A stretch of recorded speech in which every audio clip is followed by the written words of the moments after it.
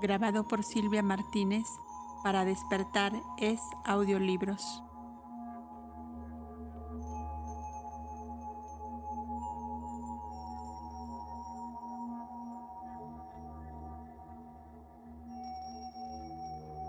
Sección 2. Los físicos modernos están jugando a la gallina ciega. Ahora dirige el ocultismo a la ciencia la pregunta siguiente: ¿es la luz un cuerpo o no? Sea cual fuese la respuesta, dispuesto está el primero a demostrar que, hasta la fecha, los físicos más eminentes no poseen verdadero conocimiento respecto a este asunto. Para saber lo que es la luz y si es una substancia real o bien una mera ondulación del medio etéreo, la ciencia tiene que aprender primero lo que en realidad son la materia, el átomo, el éter y la fuerza. Ahora bien, la verdad es que nada sabe acerca de ninguna de estas cosas y que admite su ignorancia. Ni siquiera ha convenido en lo que ha de creer, pues hay docenas de hipótesis acerca del mismo asunto, hijas todas de sabios eminentes antagónicas entre sí y que a menudo se contradicen a sí mismas. Así es que sus doctas especulaciones pueden, con un esfuerzo de buena voluntad, aceptarse como hipótesis en vigor en una acepción secundaria como lo declara Stalo, mas siendo radicalmente incompatibles unas con otras, deben concluir al fin por destruirse mutuamente, según declara el autor de Concepts of Modern Physics. No debe olvidarse que los diversos ramos de la ciencia son simplemente divisiones arbitrarias de la ciencia en conjunto. En estos diversos ramos, el mismo objeto físico puede considerarse bajo diferentes aspectos. Puede el físico estudiar sus relaciones moleculares, mientras el químico determina su constitución atómica, pero cuando ambos se ocupan del mismo elemento o agente, no puede tener éste una serie de propiedades en física y otra serie en contradicción con aquellas en química. Si el físico y el químico a la vez presuponen la existencia de átomos últimos absolutamente invariables en volumen y peso, no puede el átomo ser un cubo o un esferoide aplastado para objetos físicos y una esfera para fines químicos. Un grupo de átomos constantes no puede ser un agregado de masas continuas absolutamente inertes e impenetrables en un crisol o retorta, y un sistema de meros centros de fuerza como parte de un imán o de una batería, Clamon. El éter universal no puede ser blando y móvil para agrandar al químico y rígido y elástico para satisfacer al físico. No puede ser continuo por orden de Sir William Thomson y discontinuo por virtud de las ideas de Cauchy o de Fresnel.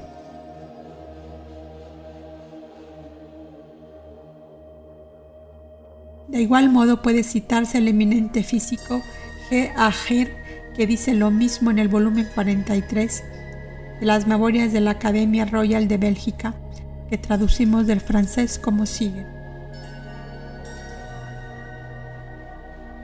Cuando se ve la seguridad con que hoy se afirman doctrinas que atribuyen la colectividad, la universalidad de los fenómenos tan solo a los movimientos del átomo, se tiene derecho a esperar ver la misma unanimidad en las cualidades asignadas a ese ser único,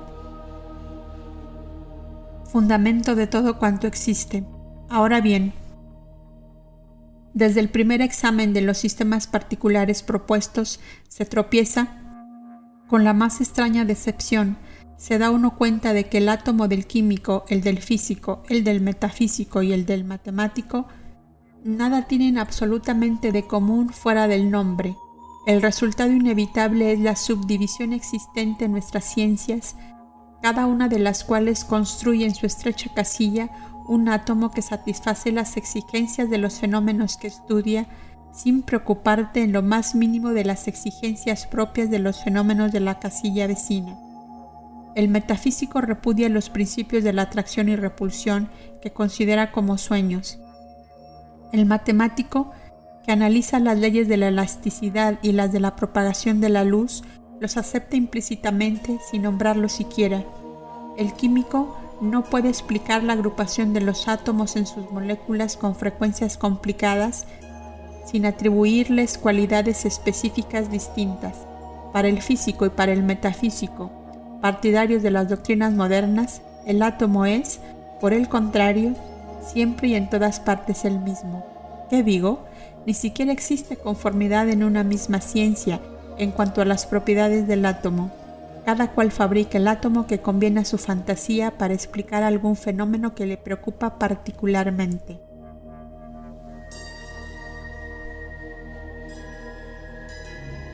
Lo que antecede es la imagen fotográfica exacta de la ciencia y física moderna. El requisito previo de esa labor incesante de la imaginación científica que tan a menudo se encuentra en los elocuentes discursos del profesor Tyndall es por cierto vívido, como lo muestra Stalo, y respecto a la variedad contradictoria deja muy atrás a todas las fantasías del ocultismo. Sea como fuese, si según se confiesa las teorías físicas son meros artificios explicatorios didácticos, y si según las palabras de un crítico de Stalo, el átomo mismo es solo un sistema gráfico simbólico. En este caso, difícilmente podrá considerarse que el ocultismo va demasiado lejos al colocar frente a estos artificios y sistemas simbólicos de la ciencia moderna los símbolos y artificios de las enseñanzas arcaicas. An lumen sit corpus nec non?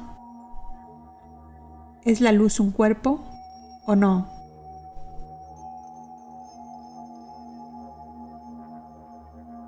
Se nos dice formalmente que la luz no es un cuerpo. Las ciencias físicas aseguran que la luz es una fuerza, una vibración, la ondulación del éter, es propiedad o cualidad de la materia o hasta una afección de la misma, jamás un cuerpo. Así es, de este descubrimiento, el conocimiento, sea cual fuese su valor, de que la luz o el calórico no es un movimiento de partículas materiales, la ciencia es deudora principalmente, si no por completo, a Sir William Grove. Él fue el primero en mostrar en una conferencia en el Instituto de Londres en 1842 que el calor y la luz pueden considerarse como afecciones de la materia misma y no de un fluido distinto etéreo, imponderable, ahora estado de la materia que la penetra. Sin embargo, quizás para algunos físicos como para Oersted, hombre de ciencia muy eminente, la fuerza y las fuerzas fueran tácitamente el espíritu y por lo tanto espíritus en la naturaleza. Lo que varios sabios algo místicos enseñaron era que la luz, el calor, el magnetismo, la electricidad y la gravedad, etc., no eran las causas finales de los fenómenos visibles, incluyendo el movimiento planetario, sino los efectos secundarios de otras causas. De que la ciencia de nuestros días se cuida muy poco, pero en las que cree el ocultismo, pues los ocultistas han exhibido pruebas de la validez de sus títulos en todas las épocas. ¿Y en qué época no ha habido ocultistas y adeptos?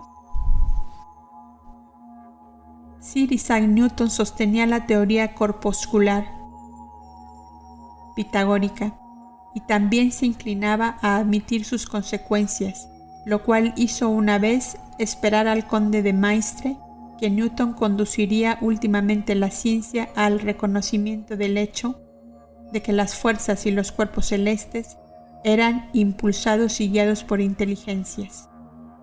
Pero de Maistre no contaba con la hóspeda. Las ideas y pensamientos más íntimos de Newton fueron desnaturalizados, y de su profunda ciencia matemática solo se ha tenido en cuenta la corteza física. Según un idealista ateo, el Dr. Lewis, cuando en 1687 Sir Isaac mostró que sobre la masa y el átomo actuaba la actividad innata, dispuso de un modo efectivo del espíritu, ánima o divinidad como de cosas que sobran. Si el pobre Sir Isaac hubiese previsto a qué uso sus sucesores y discípulos aplicaban su gravedad, aquel hombre piadoso y religioso de seguro se hubiera comido tranquilamente su manzana y jamás hubiese dicho una palabra acerca de las ideas mecánicas relacionadas con su caída. Demuestran los hombres de ciencia un gran desdén por la metafísica en general y especialmente por la metafísica ontológica, mas siempre que los ocultistas son bastante audaces para alzar su despreciada voz, vemos que la ciencia física o materialista se rellena con la metafísica, que sus más fundamentales principios, aunque inseparablemente ligados al trascendentalismo, son, no obstante, torturados y a menudo ignorados en el laberinto de las teorías e hipótesis contradictorias, con el fin de presentar a la ciencia moderna como divorciada de semejantes sueños. Una buena confirmación de este cargo se encuentra en el hecho de que la ciencia se ve absolutamente obligada a aceptar el hipotético éter y a tratar de explicarlo en el terreno materialista de las leyes átomo-mecánicas. Esta tentativa ha conducido directamente a las más fatales discrepancias e inconsecuencias radicales entre la supuesta naturaleza del éter y su comportamiento físico. Una segunda prueba hállase en las múltiples afirmaciones contradictorias referentes al átomo, el objeto más metafísico de la creación. Nota: la obra de Stalo anteriormente citada, Concepts of Modern Physics, volumen que ha originado las protestas y críticas más ardientes, se recomienda a todos los que duden de esta afirmación. El antagonismo declarado de la ciencia hacia la especulación metafísica, escribe, ha conducido a la mayoría de los materialistas científicos a la suposición de que los métodos y resultados de la investigación empírica son por completo independientes del dominio de las leyes del pensamiento.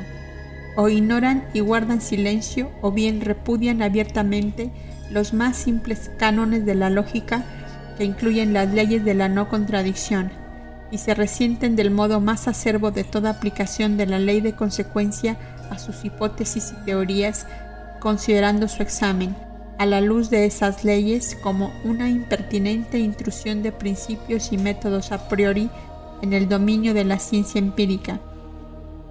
Las personas de esta clase no encuentran dificultad en sostener que los átomos son absolutamente inertes, al mismo tiempo que afirman que son perfectamente elásticos, o en mantener que el universo físico en su último análisis se resuelve en materia muerta y en movimiento, negando sin embargo que toda energía física sea en realidad cinética, o en proclamar que todas las diferencias fenomenales en el mundo objetivo son últimamente debidas a los varios movimientos de unidades materiales absolutamente simples, y a pesar de esto repudian la proposición de que esas unidades sean iguales.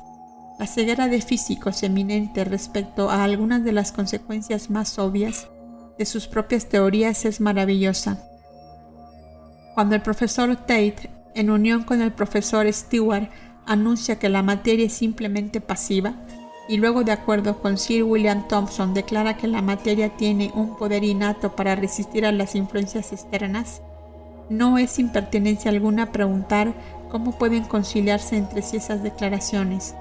Cuando el profesor Dubois-Reymond insiste en la necesidad de reducir todos los procesos de la naturaleza a los movimientos de un substancial e indiferente substrato destituido por completo de cualidad, habiendo declarado poco antes en la misma conferencia que la resolución de todos los cambios en el mundo material en movimiento de átomos producidos por sus fuerzas centrales constantes sería el complemento de la ciencia natural, nos encontramos en una perplejidad de que tenemos derecho que se nos saque. Fin de la nota. Ahora bien, ¿qué sabe la ciencia moderna de la física acerca del éter, el primer concepto del cual pertenece innegablemente a los filósofos antiguos, habiéndolo tomado los griegos de los arios y encontrándose el origen del éter moderno en el Akasha desfigurado? Esta desfiguración se pretende que es una modificación y refinamiento de la idea de Lucrecio. Examinemos, pues, el concepto moderno sacado de varios volúmenes científicos que encierran las concesiones de los físicos mismos. Como lo muestra Stalo, la existencia del éter se acepta en astronomía física, en la física común y en química. Ese éter era considerado al principio por los astrónomos como un fluido de tenuidad y movilidad extremas que no ofrecía resistencia sensible a los movimientos de los cuerpos celestes, y la cuestión de su continuidad o discontinuidad no se discutía seriamente. Su principal función en la astronomía moderna ha sido la de servir de base a las teorías hidrodinámicas de la gravitación. En física apareció este fluido por algún tiempo representando varios papeles en relación con los imponderables, tan cruelmente ejecutados por Sir William Grove, llegando algunos físicos hasta el punto de identificarlo con uno o varios de aquellos. Después, señala Stalo el cambio causado por las teorías cinéticas y, como desde la fecha de la teoría dinámica del calor, el éter fue elegido en óptica como base de las ondulaciones luminosas, luego a fin de explicar la dispersión y polarización de la luz, tuvieron los físicos que recurrir de nuevo a su imaginación científica y en lo sucesivo dotaron al éter de a. una estructura atómica o molecular, b. una elasticidad enorme, de modo que su resistencia a la deformación excediera con mucho a la de los cuerpos elásticos más rígidos. Esto hizo necesaria la teoría de la discontinuidad esencial de la materia y por consiguiente del éter. Después de haber aceptado esta discontinuidad para poder explicar la dispersión y polarización, descubriéronse imposibilidades teóricas relativas a tal dispersión. La imaginación científica de Cauchy vio en los átomos puntos materiales sin extensión y propuso, para obviar los más formidables obstáculos de la teoría ondulatoria, principalmente algunos teoremas mecánicos bien conocidos con que se tropezaba, admitir que el medio etéreo de propagación, en vez de ser continuo, consistiese en partículas separadas por distancias sensibles. Fresnel prestó el mismo servicio a los fenómenos de polarización. Eve Hunt echa por tierra las teorías de ambos. Hay ahora hombres de ciencia que las proclaman materialmente ilusorias, mientras otros, los mecánico-atomistas, se agarran a ellas con desesperada tenacidad. La suposición de una constitución atómica o molecular del éter queda destruida, además por la termodinámica, pues Clerk Maxwell mostró que semejante medio sería simplemente un gas. Quedó probado de este modo que la hipótesis de los intervalos finitos no sirve como suplemento a la teoría ondulatoria. Además, los eclipses no revelan ninguna variación de color como la supuesta por Cauchy, en la presunción de que los rayos cromáticos se propagan con diversas velocidades. La astronomía ha revelado más de un fenómeno en completo desacuerdo con esta doctrina. Así pues, mientras en un ramo de la física se admite la constitución atómico-molecular del éter con el fin de poder explicar una serie especial de fenómenos, encuéntrase en otro que semejante constitución destruye por completo un número de hechos bien comprobados, y de este modo hallan justificación los cargos dirigidos por Hem. La química consideró imposible conceder la elasticidad enorme del éter sin privarle de aquellas propiedades de que dependía, principalmente su utilidad en la construcción de las teorías químicas. Esto concluyó con una transformación final del éter. Las exigencias de la teoría atómico-mecánico han conducido a matemáticos y físicos distinguidos a intentar sustituir los átomos tradicionales de materia por modos peculiares de movimiento vertiginoso en un medio material universal, homogéneo, incomprensible y continuo, éter.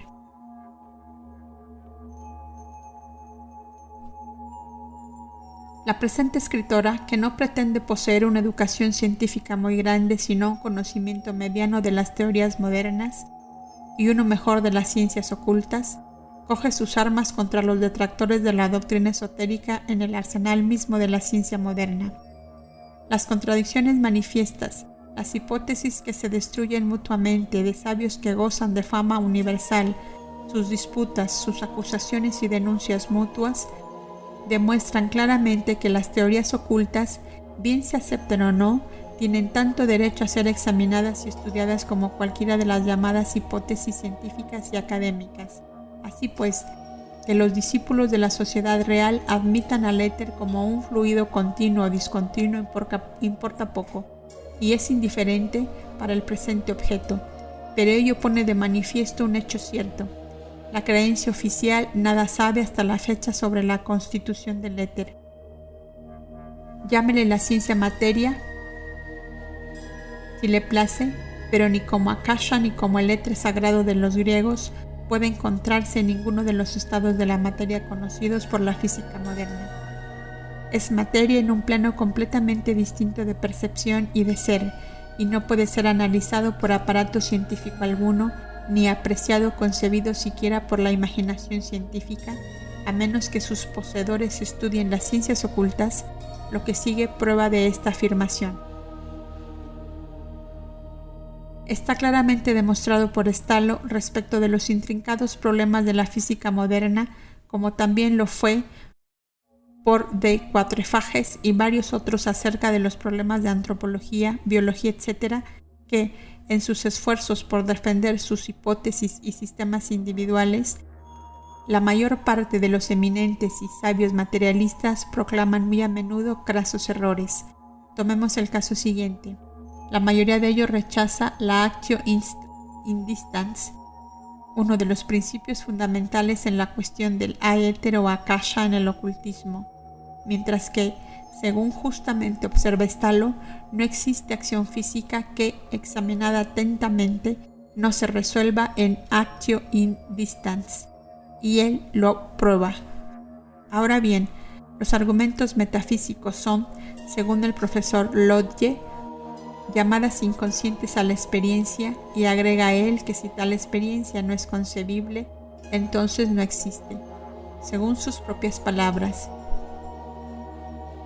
si una inteligencia o grupo de inteligencias altamente desarrolladas encuentra absolutamente inconcebible una doctrina acerca de alguna materia comparativamente sencilla y fundamental, es una prueba de que ese estado de cosas inconcebible no existe. Y en consecuencia, hacia el fin de su trabajo, indica el profesor que la explicación de la cohesión, así como de la gravedad, ha de buscarse en la teoría del átomo, vórtice de Sir William Thomson. Es inútil detenernos aquí para preguntar si también será esta teoría del átomo vórtice la que nos ha de sacar de apuro respecto al primer germen de vida que dejara caer sobre la Tierra un meteoro o cometa de paso. Hipótesis de Sir William Thomson, pero podríamos recordar al profesor Lodge la juiciosa crítica sobre su conferencia en los Concepts of Modern Physics de Stalo. Señalando la declaración arriba hecha por el profesor, pregunta el autor: ¿es que los elementos de la teoría del átomo vórtice son hechos familiares o siquiera de experiencia posible? Porque si no lo son, esa teoría está claramente sujeta a la misma crítica que pasa por invalidar la suposición de la actio in distans. Y luego el hábil crítico muestra claramente lo que no es, ni puede ser jamás el éter, a pesar de todas las afirmaciones científicas en sentido contrario. Y de este modo abre de par en par las puertas de entrada, si bien inconscientemente quizás, a nuestras enseñanzas ocultas, pues como él dice, el medio en que nacen los movimientos vórtice es, según la propia y expresa declaración del profesor Lodge, un cuerpo perfectamente homogéneo, incomprensible, continuo, incapaz de ser resuelto en simples elementos o átomos. Es de hecho continuo, no molecular. Y después de esta declaración, el profesor Lodge añade: no existe otro cuerpo del que podamos decir esto, y por lo tanto las propiedades del éter deben ser algo diferentes de las de la materia ordinaria.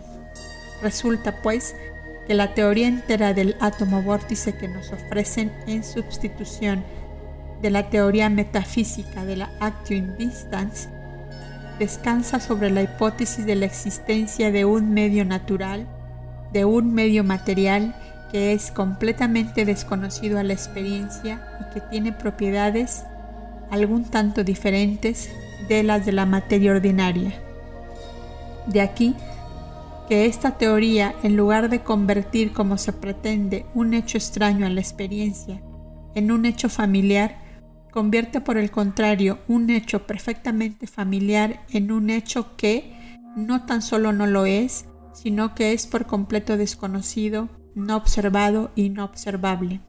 Además, el pretendido movimiento vertiginoso del, o mejor dicho, en el supuesto medio etéreo, es imposible, porque el movimiento no es un fluido perfectamente homogéneo, incomprensible, y por consiguiente continuo, no es un movimiento sensible. Es por lo tanto evidente que a donde quiera que nos lleve la teoría del átomo vórtice, no nos conduce seguramente a parte alguna en la región de la física o el dominio del verae causae. Y puedo añadir que como el medio hipotético indiferenciado e indiferenciable es evidentemente una resurrección involuntaria del antiguo concepto ontológico del ser puro, la teoría en discusión tiene todos los atributos de un incomprensible fantasma metafísico. Un fantasma, en efecto, que solo el ocultismo puede hacer comprensible. De semejante metafísica científica al ocultismo apenas hay un paso. Los físicos que opinan que la constitución atómica de la materia es compatible con su penetrabilidad no necesitan apartarse mucho de su camino para poder darse cuenta de los mayores fenómenos del ocultismo, tan ridiculizado ahora por los sabios físicos y los materialistas. Los puntos materiales sin extensión de Cauchy son las mónadas de Leibniz y son al mismo tiempo los materiales con que los dioses y otros poderes invisibles se revisten en cuerpos.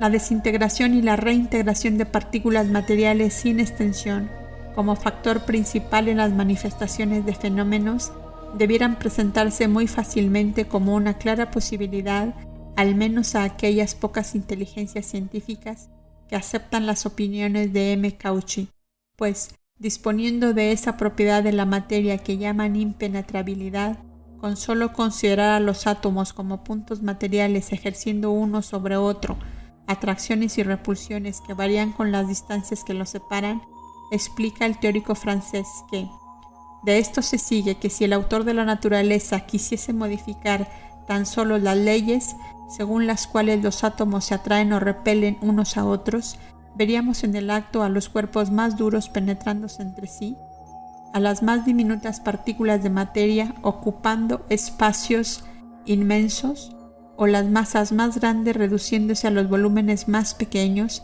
al universo entero concentrándose, por decirlo así, en un solo punto. Y ese punto, invisible en nuestro plano de percepción y materia, es enteramente visible para el ojo del adepto, que puede seguirlo y verlo presente en otros planos. Para los ocultistas que dicen que el autor de la naturaleza es la naturaleza misma, algo indistinto e inseparable de la deidad, resulta que los que están versados en las leyes ocultas de la naturaleza y saben cómo cambiar y provocar nuevas condiciones en el éter, pueden no modificar las leyes, sino operar y hacer lo mismo en armonía con esas leyes inmutables.